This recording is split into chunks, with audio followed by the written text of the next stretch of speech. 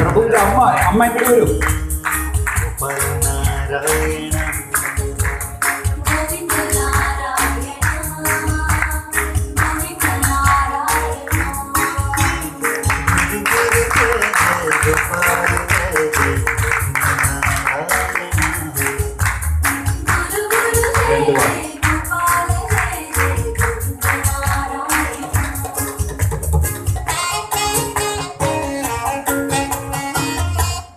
എല്ലാവർക്കും നമസ്കാരം.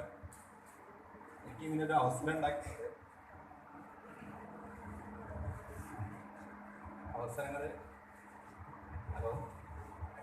അവസരങ്ങൾ ഉണ്ടാക്കിയതുണ്ട്. ഒന്ന് വളരെ ആവശ്യമായിട്ട് ഉണ്ടായിരുന്നു.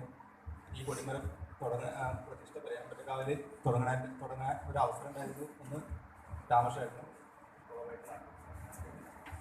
അവര് എന്നെ സപ്പോർട്ട് ചെയ്യലും കാര്യങ്ങളും ആയതുകൊണ്ട് എനിക്ക് ഇത്ര കൊടിമരങ്ങൾ ചെയ്യാനുള്ളൊരു അവസരം എനിക്കുണ്ടായിട്ടുണ്ട്. അതിന് പുറമെ എനിക്ക് കടപ്പാടുള്ളത് എൻ്റെ ഒരു മാമച്ചെന്ന് പറയും, അടച്ചു പോയി. അവരെ മുന്നിൽ നിർത്തി കുറ്റിയടിക്കൽ കാര്യങ്ങളുള്ള ചടങ്ങുകളിലൊക്കെ എന്നെ പങ്കെടുപ്പിച്ച് ഓരോ കാര്യങ്ങൾ നമുക്ക് പറഞ്ഞു തരുന്നുണ്ട്. ഏറ്റവും കൂടുതൽ കടപ്പാട് ജാമി എന്ന് പറയുന്ന ആളാണ് മാമച്ചൻ എന്ന് ഞാൻ വിളിക്കുക.